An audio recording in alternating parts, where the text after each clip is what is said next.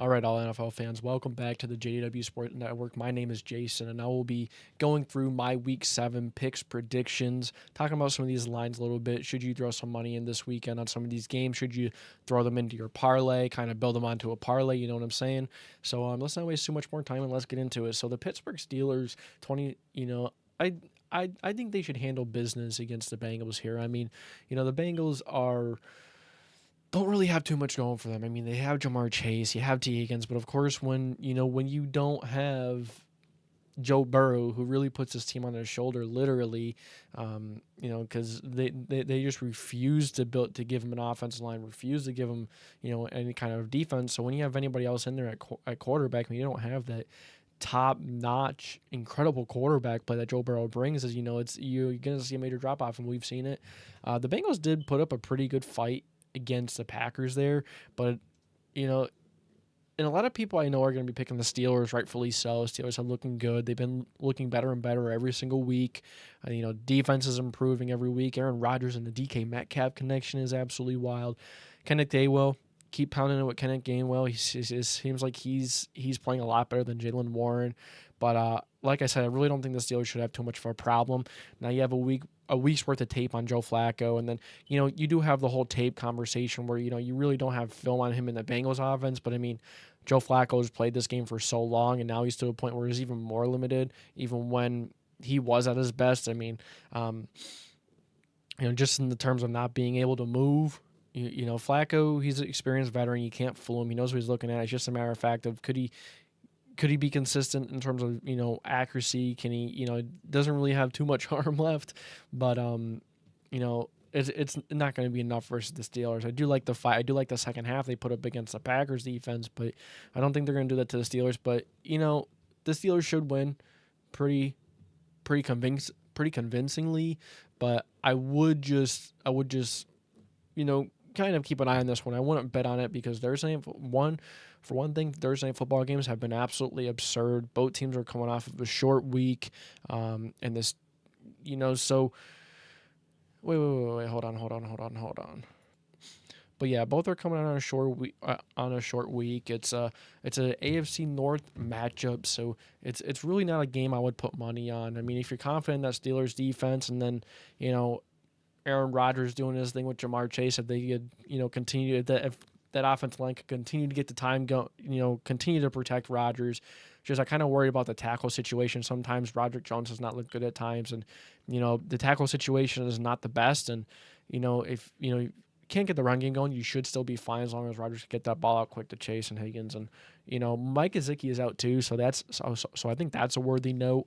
And they have another tight end out too, blanking on his name, but they do have a couple of injuries, but I don't think they're significant enough. Either way, if those guys were healthy, I really don't think that would change the outcome. But I would not bet on this game. I would not put money on this game just because in terms of the line and Steelers are favored by 4.5. I feel like that's a fair line, but the issue is it's an AFC North matchup. These games are always close. Wouldn't be shocked if it came down to a field goal. Obviously, I have the Steelers winning by 7 here. I don't even know if the Bengals put up 20, but we'll see. I think it'll be an interesting game. These these divisional matchups, especially for the AFC North, are always tough for everybody. They're always dog fights all the way through. So yeah, but give me the Steelers 27-20. They should be fine. Should take that one away. So now we will move on to the next matchup, which are the Rams and the Jaguars in London, where the Jaguars play best. The Jaguars have a pretty insane record over in London.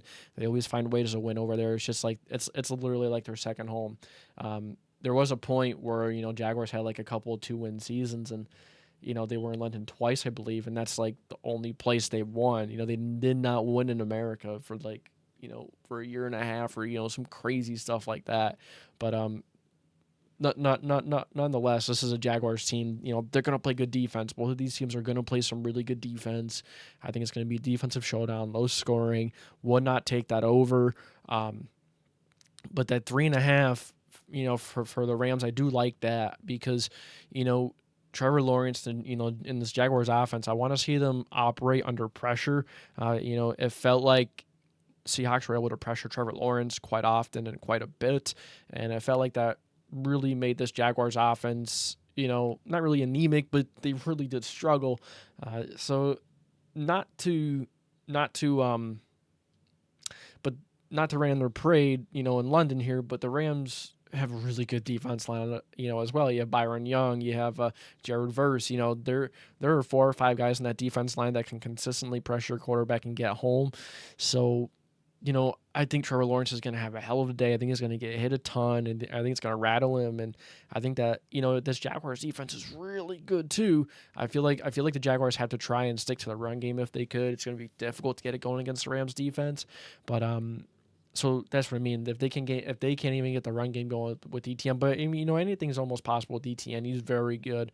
I just don't see it. I don't see them beating the Rams because the Rams are going to get pressure all day long.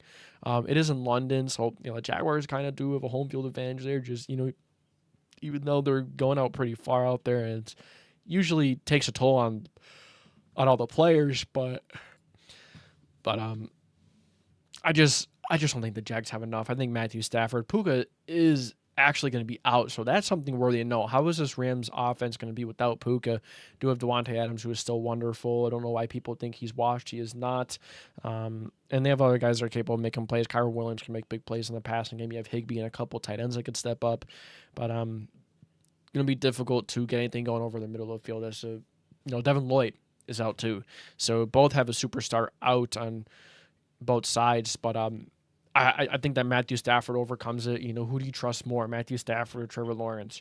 I'm taking Matthew Stafford.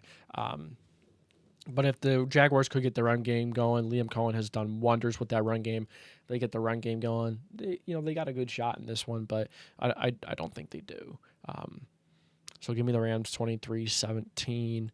And we're going to move on to the Saints and the Bears. So this is my upset pick. I haven't been fair to the Bears over the last couple of weeks. I mean, they've won in interesting ways. Nonetheless, they've won. Caleb Williams is definitely making an improvement from last year.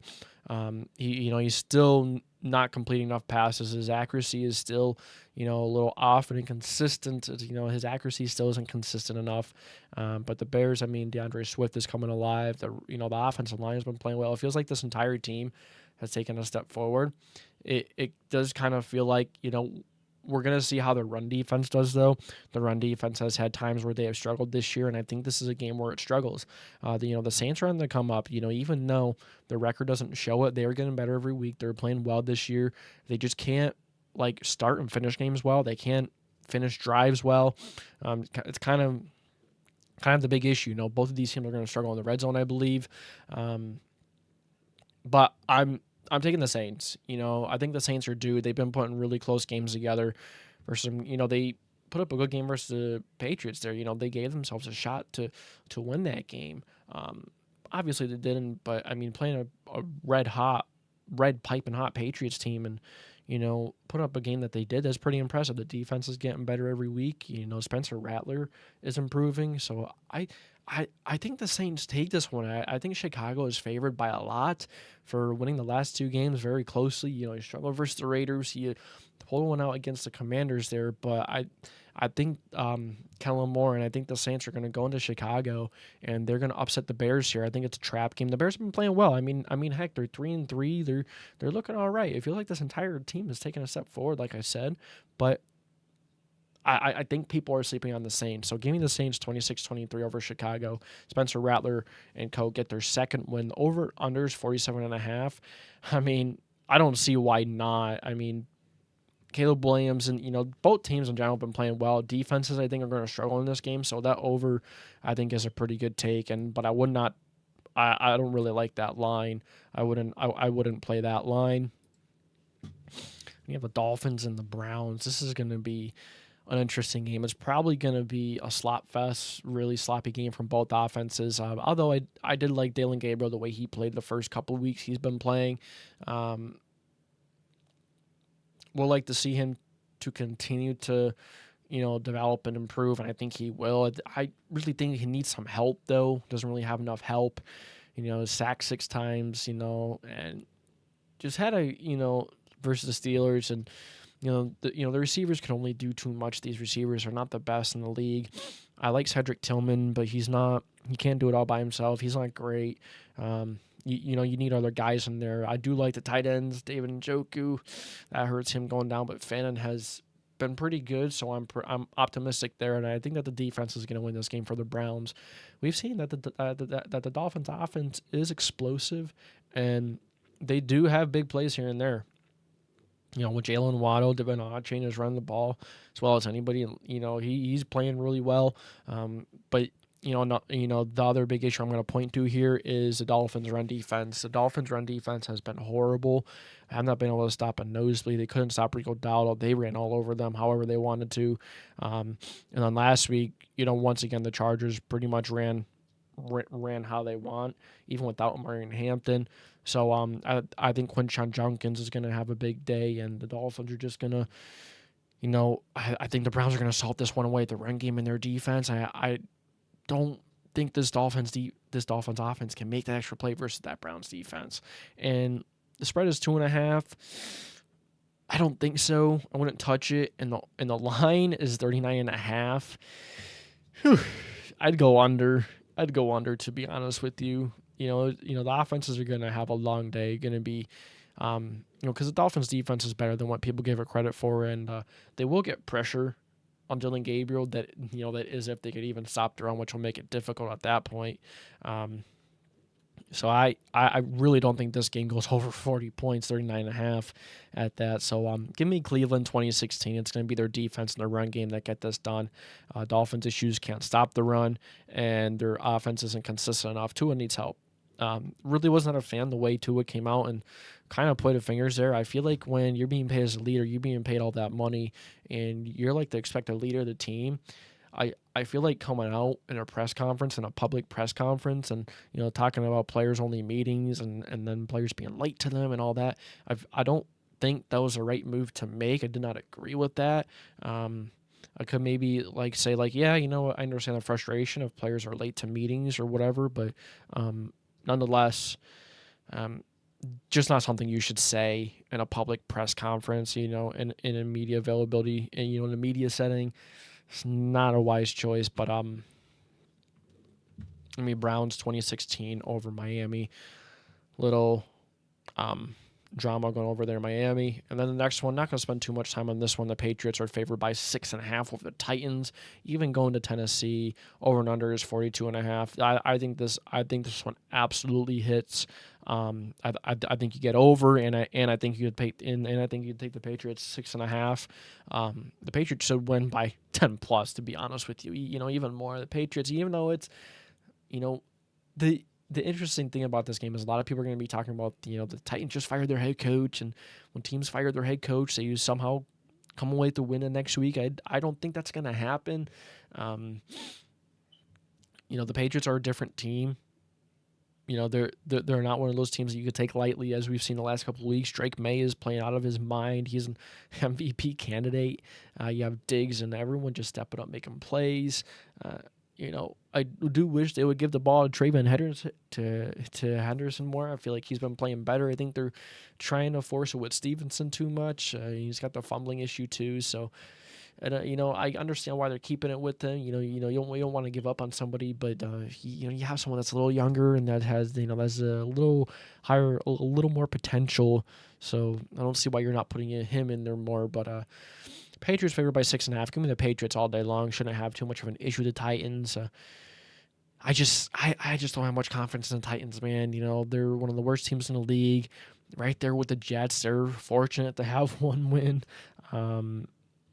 Yeah, and then after losing the Raiders, it's pretty rough because the Raiders are about as dysfunctional as it gets as well. So give me New England 34-16. The Patriots should be able to do whatever they want on offense, and defensive wise, they should hold Tennessee minimally, but I say Tennessee scores a garbage time touchdown. I think the Patriots score 30 plus, and then all that takes is 13 points from the Titans, which is very possible. You get the garbage time, maybe the Titans score one early just to keep in it. Give me New England 34-16 now, and give me the over. I think it hits. Raiders and Chiefs, another one I'm not going to spend too much time on. If it was in Las Vegas. Maybe I'd think about it a little bit more, probably even not. But the Chiefs are back. I 100% believe the Chiefs are back. You got, they're getting more, they're getting more healthy as the season goes on. You have Worthy, Worthy came back. Since he's been back, this Chiefs offense has been like the good old Chiefs offense that we've known. You have Rashee Rice, Hollywood Brown, Travis Kelce's picking it up, and then Kareem Hunt and Pacheco are both getting it done. The offensive line is playing great, and then Mahomes' defense is playing good enough. Yeah, the Raiders don't really have a chance. They're really struggling this year. Maybe they score a garbage time TD, but I wouldn't be shocked with the overhits. I wouldn't be shocked if the Patriots lay 45 on their own, and then it only takes about 1 point from the Raiders to hit. The Chiefs are. I think they're going to score most of the points unless they get up and then they start pounding the football, just trying to get out of there, which I could see. But the Patriots are favored by 12.5. That is a definite take for me, 100%. Feels like that should be more. Because of how bad the Raiders, how dysfunctional they really are. You need to beat the Titans, but those are the Titans. But give me the Chiefs 38-10. I don't think they have too much of an issue here at home in Arrowhead against a very dysfunctional Raiders team. All right, you have the Eagles and the Vikings. I do think the Eagles will eventually get back on track, but I don't think it's this week. And on top of that, I'm pretty excited because we get Wentz versus the Eagles again. That's going to be pretty exciting. But I just think the Vikings are the better team. Maybe they're not better like on paper, but it feels like they're playing better. Like the Eagles are struggling to get things going. You do have the new OC still trying to figure things out. He is a bunch of he's trying to figure things out on his own. You have Barkley. I feel like he's overthinking it. Just run with Barkley more. Barkley was kind of dealing with an injury there a little bit. I believe it was a knee issue he was dealing with slightly, but he's had extra rest now. You're not going to be in MetLife. I'd say you establish this game on the ground and you give yourself a chance. Keep the defense honest, but even the Eagles' defense isn't looking good, and Carson Wentz has looked pretty good when he has started for the Vikings. I'm pretty sure it's going to be Carson Wentz. I don't think J.J. McCarthy is going to come back yet. If he does, oh well. But give me Minnesota 23-20. I think the Vikings are going to run the football well, pass the football good. I mean, is Quinion Mitchell going to be back this week? I don't know. I don't think so. If he is, that'll be big. But because Keely Ringo and Adoree Jackson have not been able to get it done, but that's not their only problem. They haven't really been able to get pressure either. Like the defense line isn't the same. It's not just the offense; it's the defense too. It's like a little bit of everything here. It's like coaching. It's like, it's not just one thing. The Eagles definitely have a lot of issues right now, but I don't think they get things figured out this weekend. I think Jalen Hurts is going to struggle against a Brian Flores defense, the way Brian Flores likes to call his defense, likes to be aggressive, likes to mix things up, and makes things very difficult. He's not going to make it easy on Jalen Hurts, and Jalen Hurts isn't really playing well as it is. He's not reading the field well, and I just think the Vikings are going to play a better football game. They caught some fire at the end of that. I think it was the Dublin Ireland game, right? I believe that's where it was. It seemed like they caught some fire at the end of there. Can they continue in this game? And they're at home. The Eagles are favored by 1.5. I would stay away from this game just because you don't know what Eagles team are you going to get. Are they going to, this team is so inconsistent from quarter to quarter, from game to game, from half to half. You just don't know what team you're going to get. But I feel like I could trust the Vikings more right now at this point, and until the Eagles can prove that they can, snap back into it, it's going to be tough to pick them. They were horrible last week, like one of the worst teams we've seen, one of the worst performances we've seen from the Eagles in a long time. Give me Minnesota 23-20. The Eagles are losing some fire, and I just feel like the Vikings are overall a better football team. I trust the offense more. Right now might sound crazy, but I trust Carson Wentz a heck of a lot more than Jalen Hurts right now in this very moment. Who would have ever thought you'd say that?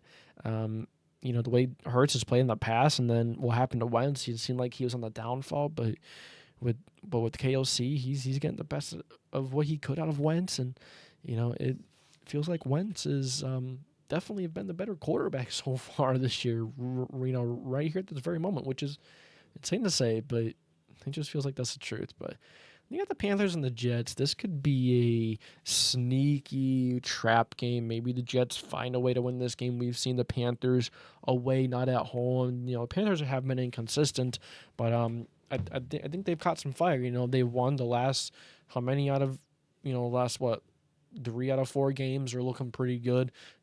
Bryce Young is getting things done. It feels like the defense is getting better. It feels like they're getting more healthy once again. The offense line is holding up. The run game has been awesome with Rico Dowdle. And it wasn't just versus the Cowboys that the Panthers offense showed up. They showed up against the Dolphins defense too. And the Dolphins defense is decent, better than what people give them credit for. Run defense wise, no. That's pretty bad.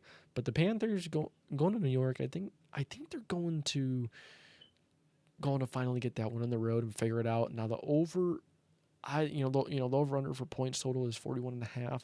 I say that hits over. I mean, Jets defense one of the worst, and the Panthers defense I think is going to struggle against the Jets. I think the Jets are gonna I think maybe Justin Fields has his best game of the year. Maybe not saying much. Oh no, Garrett Wilson's is out too. Ooh, yeah, that's right. Garrett Wilson is out. That's gonna make it even more tough. If Garrett Wilson was playing, maybe I would think about the Jets even more. But considering Garrett Wilson's out, you really have no one else that could step up in terms of catching the football. They could, really no one. So, yeah, maybe the Jets don't even score 24. But I say the Panthers do score 30 plus because that Jets defense is not very good. They played pretty well against the Broncos, but I still don't think that this Jets defense is that good. Give me Carolina 31-24, and the Panthers keep on rolling, and they're above 500 for the first time since freaking God knows when. Panthers are favored by 1.5. I'd be pretty confident, especially with Garrett Wilson out. I think that 1.5 line is nice. You could probably bump it up. If you're feeling frisky, maybe you could bump it up to 3. But this does have a little bit of trap game written all over it, so be careful there. Then you have the Broncos and the Giants. Broncos should win this game. I know the Broncos were really disappointing versus the Jets. It is like, wow, they almost should have. If they played any other team, they might have lost that game. But it kind of feels like, I don't think it's Bo Nix's fault. I just think that the offense is way too not even one dimensional. Like it's being called way too predictable. Like it feels like they're only using one side of the field. Nix is only rolling out to the right. Like I think they got to use the whole field. Something is off. Just with the offense. The defense is absolutely incredible, and I think that this may be Jackson Dart's biggest test yet. I think the Broncos are going to limit. I actually think Scadaboo is dealing with a concussion, isn't he? The Giants are on the longer week though. Okay, no, I thought he had a concussion, but no, I don't know where I thought I might have seen that, but that is false. But regardless, even with Scadaboo, I think that this offense is going to have some growing pains this week versus the Broncos. Really good man team, and that could be an important key to this game. The Broncos call a lot of man, but they still have some really good linebackers. You have Alex Singleton and such. They can, they can. Someone's going to spy dart and really watch them, make sure keep them hemmed in the pocket. And this defensive line is so good. They're so. Oh my God, they get home so quick. They get so much pressure, so they're gonna stay disciplined. And I think that this defensive line is gonna keep Dart in the pocket and not allow him to scramble. I think they're gonna, I think that this Giants offense line is gonna feel it this week. Like they've been better with Jackson Dart, but I think that they're gonna struggle a little more this week. And with no neighbors, Darius Slayton might not even play in this game. I do like Wan'Dale Robinson, but I'm not too sure how the Giants are going to fare against this man coverage, a heavy man coverage, and the Broncos, on top of the man coverage, have guys that can play it. And the Giants defense last week didn't, play particularly great. I felt like Jalen Hurts was just playing really poor, was leaving a lot out in the field, was not seeing wide open receivers a couple times. He missed A.J. Brown for one, and then there were a couple other times in the game where he was just missing open receivers. So I think this Giants defense is going to struggle a little bit this week. I think Bo Nix catches a little fire playing another man coverage defense. They have guys that can beat man coverage. They have guys that I think are going to give that Giants defense a couple of problems just because the Giants defense is not really, like they call out a man, but I don't think that defense is really like, I don't think they have the personnel to really play man at a high level. And I think that's going to make it for Sean Payton, Bo Nix, the Broncos offense line playing like one of the best, two really good pass rushers in this game. But who has a better offensive line? The Broncos do. So, it's a pretty good reason why I'm taking the Broncos. Both could get pressure. Both have insane defensive lines, but I just think that I just think the Broncos offensive line holding up better is going to be the difference in this game. Over-unders, 40.5. Whew. I mean, as you see, I kind of have it over here by one. It's probably going to be a big defensive battle. I could see it being 20-17, 21-17. But, if the Broncos can get, some kind of offense going, Bo Nix can play better, which I still think Bo Nix is going to, find his way this season. I hope he does. I don't know. I don't know about taking the over, even though I have it at 41 right now in total. And 7.5 is a lot. I think that line's a little too big. I don't know. This game's just going to be, the Giants do have a good defense. They're going to get after them, but Broncos do have a really good offensive line. So it's kind of like, what do you trust more? Do you trust the, whose defense line do you trust to get home more? Whose offense are you going to trust to make, that bigger play when it matters most? I'm going to take Bo Nix. So, give me the Broncos 24-17 over the New York Giants. I'm not betting on this game, to be honest with you. No, I'll stay away from it. Colts and Chargers. Chargers, are beat up, and they've had a couple rough weeks struggling against the Dolphins a little bit, but I think that they get back on track here. Is kind of like this is a game for the Colts. Are going back to SoFi. They have not, they have another opportunity to knock off a contender, as a lot of people would say, even though they're not fully healthy, though. It's kind of the issue. If Amari and Hampton was playing, I would be very confident in the Chargers winning this game because the Colts struggling to stop the run, and I still think the Chargers are going to run the football decently well in this game. Even though their offense line is pretty beat up, it looks like Mekhi Becton's going to be back. The Chargers are going to keep everything in front of them. They don't have a good run defense themselves. They have struggled to stop the run with their injuries. With their injury woes. So, if the Colts can get Jonathan Taylor going, run the football, but, the Chargers are going to keep everything in front of them. They're going to force the Colts to really drive down the field, force Daniel Jones to make the right reads every single drive, every single play. And if he doesn't, the Colts are going to be, are going to be challenged. They're typically in third and short, second and short. They typically stay on schedule. And if the Chargers can keep them from being on schedule, then the Chargers have a good shot at winning this game because we saw the Colts offense struggled, in the Rams game when they played a really good defense, really, really, really good defense. They just played the Cardinals defense, but the Cardinals defense is good, but I would say the Chargers defense is a couple notches above that, quite simply. And the Colts really struggled, play some defense against Jacoby Brissett, and now with Charvarius Ward going down, with the concussion, don't think Kenny Moore is going to be back this week, but Josh Downs just went to the concussion protocol, so the Colts might be down Josh Downs when their big time third down guy. I just think that Justin Herbert and the Chargers are going to get this one done at home. I think it's a trap game for the Colts. Give me the Chargers 30-27. I don't know if I touch the line. I think this game is going to be close. Over under 48.5. I think you could pretty safely go over that, to be honest with you.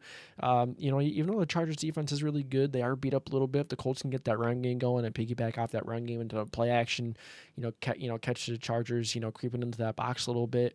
Hit it to Pierce a couple times. I don't know. I've seen Daniel Jones make a couple of weird throws. A couple of interesting throws versus the Cardinals, threw right to the Cardinals guy. right to Wilson, the linebacker, and then he threw right to Budda Baker over the middle. It feels like Daniel Jones is making a lot of his turnover-worthy plays over the middle of the field. It feels like, he kind of gets fixated on one target, and then, the safety or someone, is just following him all the way through. So we'll see. I just think Justin Herbert wins this battle. Even though the Chargers are beat up, I think they regain some of their mojo. They beat, a pretty hot Indy team. And once again, the Colts fall short in SoFi. But give me Chargers 30-27 over the Indianapolis Colts. You have the Commanders and the Cowboys. Oh, my goodness. This is going to be a game and a half. There's going to be not much defense going on in this game. The Cowboys have one of the best offenses in the league, but they have quite simply the worst defense in the league. So I think Jaden Daniels, this offense can get things going, but Jaden Daniels has been a little mistake-riddled this year. He didn't play too much. I feel like the games he's played, he's made a couple of uncharacteristic mistakes compared to his first year.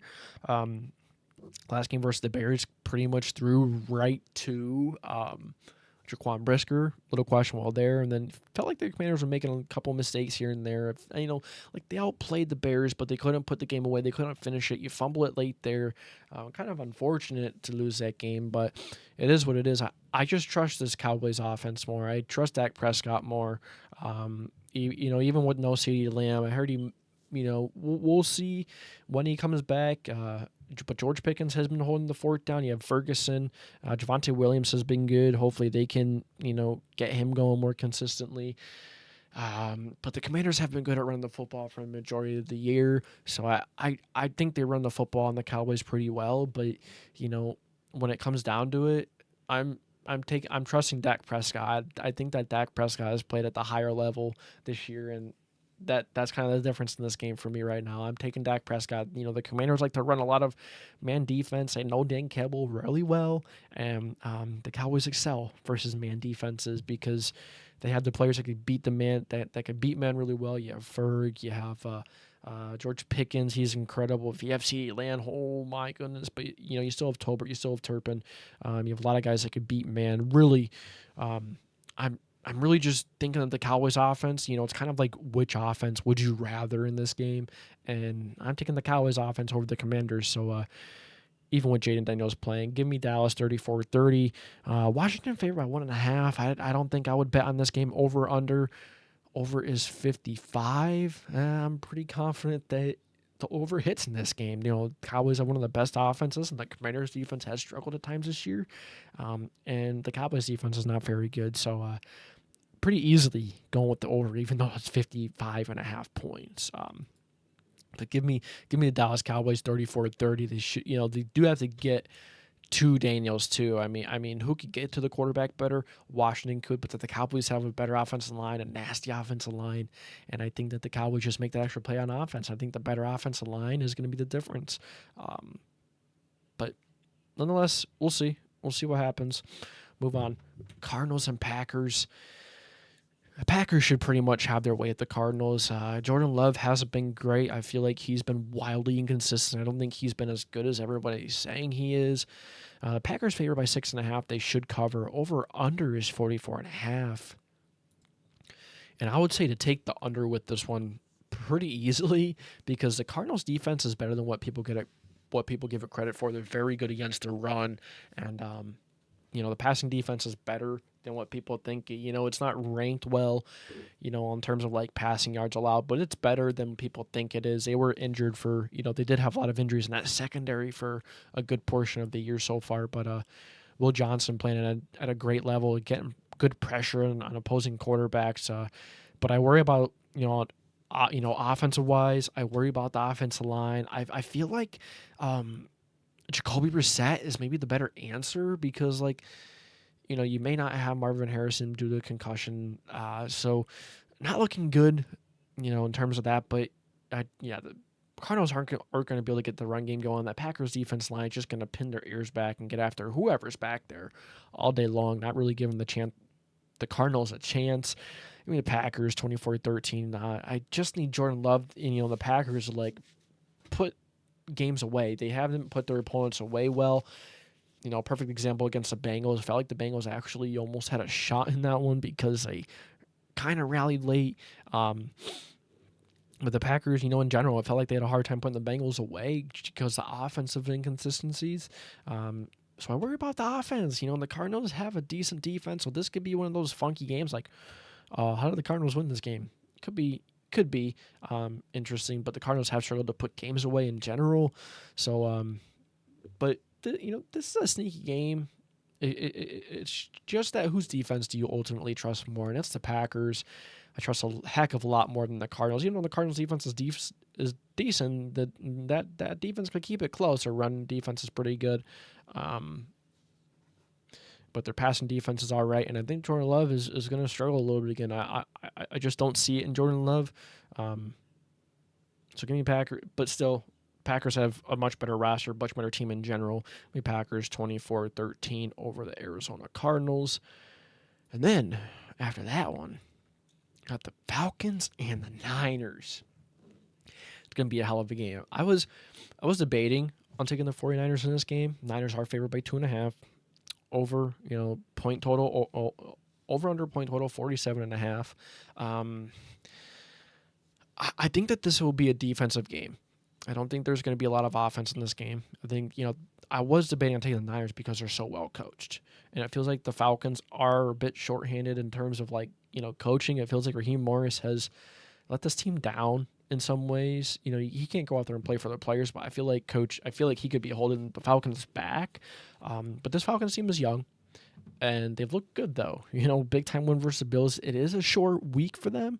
They have one less day of rest, so that can potentially play a role in this one. Especially the Niners are they're a physical football team, but with Fred Warner going down, just puts the cherry on top. I mean, the amount of injuries that they have is making it so difficult to get any. They play pretty good versus the Bucs, to be honest with you. For how well the Bucs are looking, how good Baker Mayfield's playing, they put up a good fight versus the Bucs, but ultimately, I just think that the Falcons have too much firepower. I think they're one of the more talented teams in the league. Like I've said for majority of this year, they have not been able to put it all together, have not been consistent yet. But I think they come away with another major win in Sunday Night Football over the 49ers. Even if it's Purdy playing, whoever's going to be back there is going to be hit all day long because the Falcons' defense line is crazy. The secondary is pretty damn good. Xavier Watts is playing some pretty damn good football. Jesse Bates might be the best safety tandem in the NFL right now. And then you have Terrell playing on the outside. And Ellis, you could keep going on and on and on. This Falcons team is so young, so that's one of the big things, but they're so good. They're so talented. I just don't think the Niners are going to be able to overcome it. Just so many injuries. Sometimes, the injuries just catch up with you, and I feel like that's what's happening to the Niners, going to continue to happen, especially with losing Warner. That kills. You already lost Nick Bosa. Now you're losing Warner. It's just player after player they're losing. And the injuries are I just don't think they're going to be able to overcome it this game. They've been able to overcome it sometimes. But coaching for the Niners is so good, and, the definition of next man up, ask the Niners, will tell you. But, they've still been finding ways not fully healthy. It's impressive. But, there comes a point where it's just there's only so far you could go when you have this many injuries. George Kittle might be back this week, though. Regardless, it's not going to be enough because that Falcons defense is impressive. But, give me Atlanta 24-17. Like I said, I was debating on picking the Niners because the Falcons, it's a short week. They're coming off of a huge win. How will this team respond to having such a big win? I don't know. But, and then the over-under. I'm going to go with the under in this game. I just think that the Falcons are going to get a decent lead, and I think they're just going to try and salt it away with Bijan Robinson. I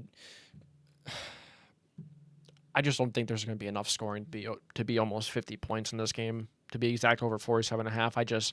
I don't see it, and I really feel like Vegas is really sleeping on the Falcons. I don't think they really know what's going on, but maybe it's a trap game. Falcons with a couple of big wins. especially versus the Bills, young team. How do they respond to success on a big one? But I think the Falcons are just too talented. I think they're going to continue to build on last week. You know, it's a short week. Um, I think the Falcons find a way, and I have them winning by quite a bit here, but pretty possible. Damn good football team. Oh boy, the game of the week. The Buccaneers going to Detroit. I think a lot of people are looking at this game and just being like, "Hey, the Lions are coming off a loss. They're pissed. There's no way they lose 2 times in a row, and they're going home after the loss." I'm just taking the Bucs because of Baker Mayfield, man. I mean, even though they have injuries, will they have Ibuka back? I don't know. Regardless, Tez Johnson making plays, Baker Mayfield making insane plays. It's just Baker Mayfield. Like, I do think the Lions might not have Brian Branch, and then you're struggling. Lions are struggling to stay healthy in the secondary. So it's kind of Bucs are kind of fortunate in that way. The Lions struggle in the secondary. Bucs are struggling with their receiver core, but I just think the Bucs are gonna outscore the Lions. I think it's gonna be an all day back and forth scoring. Could see both teams get into the 40s. This could be game of the year worthy. I'm just taking the Bucs because of the way Baker Mayfield is playing. Baker Mayfield is playing out of his freaking mind, man. And with him just making everyone better. Tez Johnson making plays. Just you have Cameron Johnson, Kate Otten is decent enough. Sterling Shepard, he's fine, and then they might be getting Bucky Irvin back this week. That they're running the football so well. I mean, what's there not to like about the Bucs? Now the Lions, they're a damn good football team. This is no slight against them. And I feel like a lot of people are picking the Lions because they're coming off the loss, man. But I can't pick against Baker Mayfield. It's just I think he's gonna match the Lions for every drive, and then it's gonna be up to him to win the game, and he's gonna do it once again. He's gonna find a way. He did it versus the Texans, one of the best defenses in the league. Almost did it against the Eagles. I mean, almost every single game this year that they've won, the Bucs won, Baker Mayfield wins on the winning drive almost every game. And just the way that, that run last week, shutting out 2 defenders and just finding a way. Baker Mayfield is the reason why I'm picking the Bucs, man. They're just out of this world. They still run the football well. Todd Bowles has that defense playing well, and I think the defense makes, a play or two. It's just going to be that one turnover or two. I think it's going to be the difference. And the Lions are a physical team, but the Bucs are too. Baker Mayfield is too. So, but the Lions are favored by 5.5. It's a little crazy. I think that's quite a lot. I think Vegas is really, really underestimating the Buccaneers here. I would say that the Buccaneers defense now being considering the fact that Brian Branch might be out too. That's not good. There's quite a few injuries, and with those injuries, I think the Bucs defense is a little better than the Lions, coming off that. But it's just Baker Mayfield too. I mean, give me the Bucs 34-31. Then the over/under at 52.5. Give me the over all the way through, man. I don't think that's high enough. Both teams are probably going to score in the 30s. It's going to be the game of the year worthy. 30 both ways, probably easily. I think it's going to be an offense explosion. Jared Goff is going to have a day as well. It's just Baker Mayfield is just going to have the better day. This might come down to whoever has the ball last this game. And Amon-Ra did have a bit of an uncharacteristic game. You could say they're going to be pissed off, and they're going to be able to run the ball pretty well, I think. But I just think that Baker Mayfield, if they could keep Baker Mayfield off the field, maybe that's kind of like where you're getting at. At this point, you got to keep Baker Mayfield off the field, not let him keep his rhythm, not let him continue to heat up. But I don't even think that makes that much of a difference because Baker Mayfield, as soon as he steps on the field, regardless, can make big plays. You can't really rattle him. He's about as clutch as he comes. So you better hope that this game doesn't come down to him in a game-winning drive. because if you give Baker Mayfield a chance to win the game on a game-winning drive, yeah, you're going to lose. You're going to lose. But here we go. You get the Texans and the Seahawks. This is going to be another treat. I mean, defensive battle to say the least. I am going to take the Seahawks, though, because, I still have questions about the Texans offense. It feels like CJ Stroud has turned the corner. It feels like he's starting to play better. He's starting to look like his old self a little bit. And then you're coming off the bye. You're getting some extra rest coming off the bye. But I got to see this offense versus a defense like this first. The Seahawks defensive line, absolutely absurd. And that Texans offense line is going to have a long day. CJ Stroud isn't going to have much time to throw it all. So I'm going to have to get the ball out quick. I feel like that's going to make the offense a little predictable. I don't think they're going to be able to get the run game going. Might have to get it out quick to Woody Marks a lot this game.